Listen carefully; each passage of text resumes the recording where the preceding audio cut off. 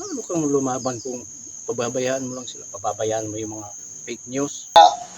Pwede pala tayong mahalin ng taong bayan kahit wala tayong daladalang ayuda. Alam ko po, yung botong binigay nyo sa akin, yun po ay protest vote sa kinahinatnan ng ating dating Pangulong Duterte. Magandang araw pong muli sa lahat. Kapatid, sa Iglesia ni Cristo ngayon ay linggo, walang pasok. Sa Luzon, Visayas, Mindanao, magandang araw po. Magandang umaga. At sa iba't ibang panig ng mundo, may mga nakakapanood sa aking video. Maraming salamat. Kape muna tayo. Habang pinag-uusapan natin yung mga maiinit na balita, yung patungkol kay Senador Marcoleta na patuloy na binabatikos ng ibang mga tao, yung mga ayaw sa kanya. Yung sinasabi nila na panig daw siya sa China, pinapanigan daw niya yung magnanakaw. Ang tinuturing nilang magnanakaw ay si Vice President Sara Duterte. Pinapanigan din daw ng Senador Marcoleta yung China. Hindi nila naiintindihan yung sinabi niya na walang West Philippine Sea. Letra por letra yon, walang nakasulat na West Philippine Sea. Mayroong dagat na sakop ng Pilipinas, pero walang nakasulat sa world map na West Philippine Sea. Hindi maka-move on itong mga taong ito. Ngayon ay pinag-uusapan na naman din kung pwede ba siya maging Senate President. Lalong iinit ang tainga ng mga kumakalaban sa yung mga nang-uusik sa kanya, pati Iglesia ni Cristo ay dinadamay. Kung narinig po ninyo yung pagsamba kanina sa mga kapatid, kailangang manindigan, malakas ang loob, lumaban, ipagsanggalang yung ating pagka-Iglesia ni Cristo laban sa mga kumakaaway. Maging matatag, maging malakas ang loob, magpakatapang. Sino-sinong mga halimbawa? Si Ezekias, yung mga sundalo ng panahong Israel, ang sugo. Paano nagsimula ang sugo? Ang dami niyang hinarap na problema. Nanindigan siya, lumaban. Kahit noong panahon na siya ay nagsasagawa ng mga pamamahayag ang sugo. Kung napanood niyo yung Felix the movie, ay binabato siya. Pero nanindigan siya, lumaban. Tapos ngayon may mga bumabati ko sa Iglesia ni Cristo at ipagsasanggalang, sasabihin ng iba dyan ng mga baser, hindi ganyan, Brad.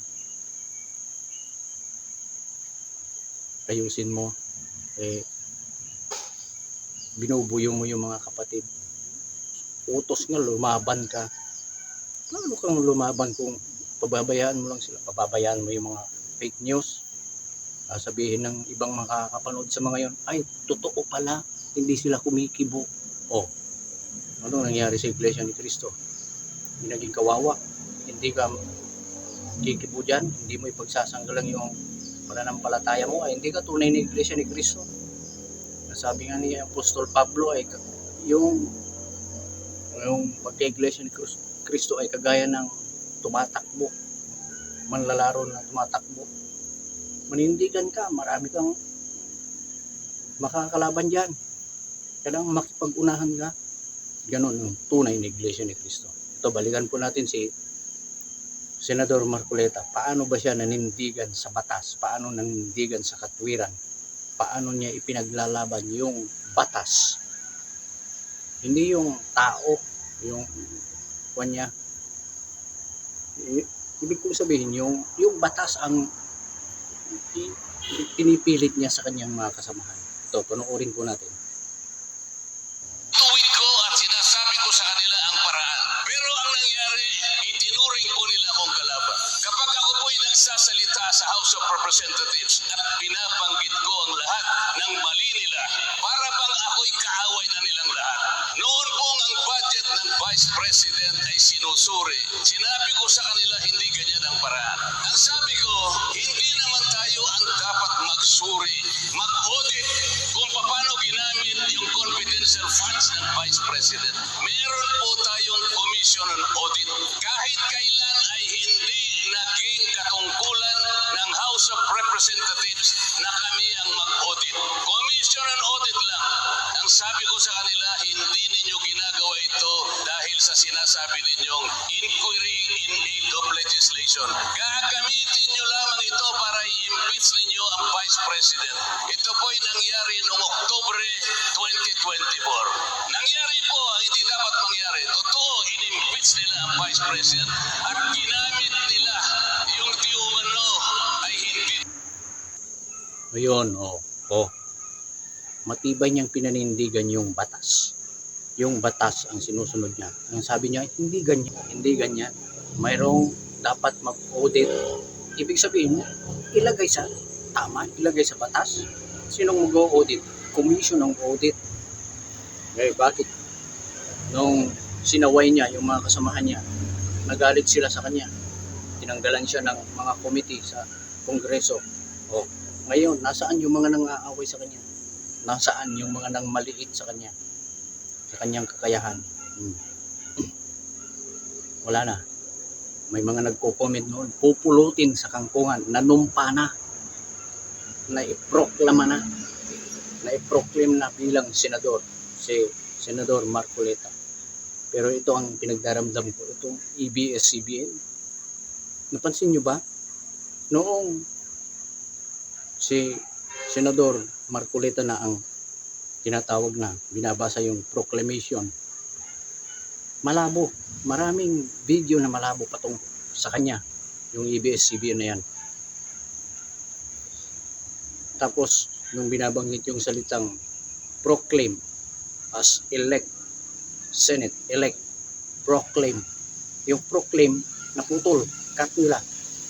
Pero sa ABS-CBN ito, pero sa ibang mga senador na na-proclaim, mula 11, 12, lahat yan, yung 11, malinaw. Pinanood ko yan, malinaw. O sasabihin ng mga tao dyan, mahina siguro ang signal. Mahinang signal, mga buang mo. Yung laki-laking kwan yan, network. Imposibleng. Sa ibang mga network, hindi ganyan. Hindi ganyan yung ABS-CBN kasi. Ipinasara yan ni Senador Marcoleta. Abogado yun eh. Bakit niya ipinasara? Ang daming violation. Pero sabi ni Senador Marcoleta, kung mapatunayan ng ABS-CBN, magbago. Ibigay yung mga sweldo ng mga nagtrabaho sa kanila na tinanggal nila na hindi swineldohan. Yung mga buwis na hindi nila binayaran. Bibigyan ulit sila ng pagkakataon. Ito panoorin natin. In-interview siya ni Banat. Nabanggit ito ni Bongbong Marcos. Medyo umaayos, edi bigyan uli ng franchise ang ABS-CBN, kumaayos. Kayo ho ba bilang namuno doon sa pagdinig ng ABS-CBN sa Kamara, pabor ho ba kayo na bigyan uli sila ng franchise kung ayusin lang nila yon? Hindi maliit na bagay yon. Yung pagsasaayos noon ay talagang katatampukan yun ng reforma. Unang-una dito ay yung mismong tamang buwis na dapat na ibigay nila sa pamahalaan. Kwentado na yun at alam na natin yun. Yung pamamaraan kung paano itinago yun, alam na rin natin. Kinakailangan lahat ng ahensya na involved doon ay usigin lahat ang ginawa na violation ng ABS-CBN. Hindi ganun kasimple yun. Ngayon kapag talagang ginawa nila ang lahat ng magagawa at nagreforma sila at makikita ang katapatan sa kanila, ang katapatan kasi, Byron, makikita mo dun sa kanilang gagawin pagre-reforma. Makikita mo ron babayaran ba ninyo yung kaukulang buwis na itinago ninyo sa napakatagal na panahon?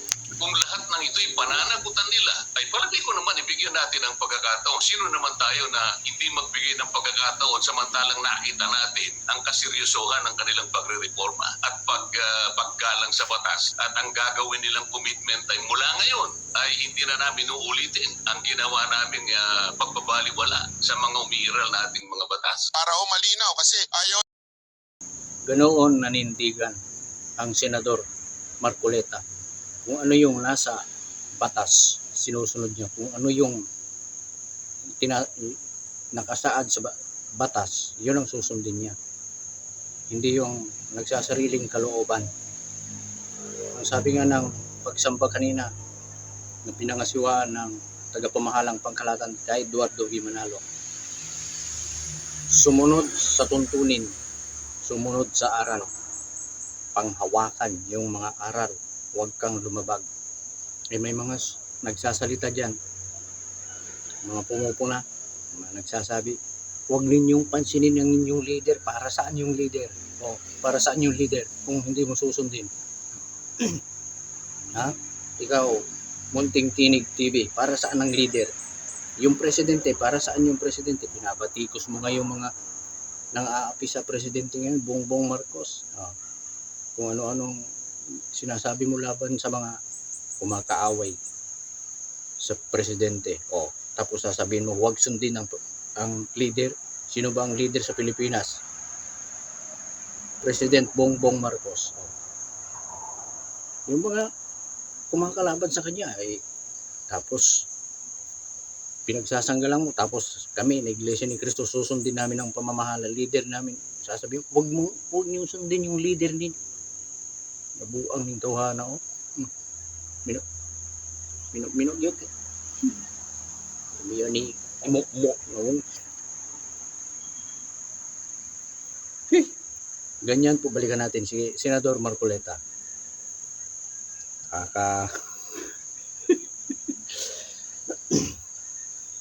Wala na tayong magawa. Wala nang magagawa yung mga bitterness ang dala-dala nila. ABS-CBN, yung mga mga vlogger na kinakaaway ang Senador Marcoleta. Wala na kayo magagawa.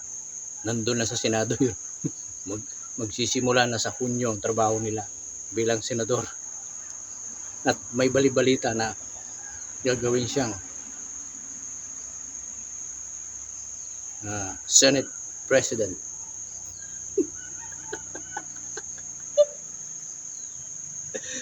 Kaya dahil sa pagtatanggol ni Senador Rodante Marcoleta sa batas, kung ano yung nasa batas talaga, itinuring siyang kaaway. Ayon sa kanya, itinuring siyang kaaway ng mga kasamahan niya. Ito pag-usapan din natin si Senador Bato de la Rosa. Mayroon siyang patutsada May mabirada rin sa kanyang speech. Ito, panoorin natin. Sinabi niya kasi na mamahalin din pala sila ng mga taong bayan kahit walang daladalang mga ayuda. At sinabi rin niya, meron din siyang sinabi na, kasi pakita ko na ito sa aking ibang mga video, na si Senador Bato de la Rosa dati nasa baba sa mga survey, pero ngayon ay naging number 3 siya. Number 3 ba o number 4? Sabi niya, yun ay protest vote. To, pakinggan ninyo at panoorin. Pwede pala tayong mahalin ng taong bayan kahit wala tayong daladalang ayuda. Thank you for giving me that lesson. And also, I would like to congratulate my guerrilla warfare campaign team. Nasama-sama ko palagi kahit saan ako nakakarating. I would also like to thank yung more than 20.7 million Filipinos na patuloy naniniwala at sumusuporta sa akin. Alam ko po yung botong binigay nyo sa akin, yun po ay protest vote sa kinahinatnan ng ating Bueno, dating Pangulong Duterte. po sa ating lahat na naghahanda na rin sila para sa gagawing impeachment case doon sa Senado. At hanggang dito na lamang po. Maraming salamat sa mga nanonood sa aking video, sa aking mga kasamahan. Shout out sa inyo kahit alam ko pinapanood din nila yung mga video friend. Pero parang pahapyaw kasi pag nakita nila akong dala-dala lang ka cellphone, gagawin sila.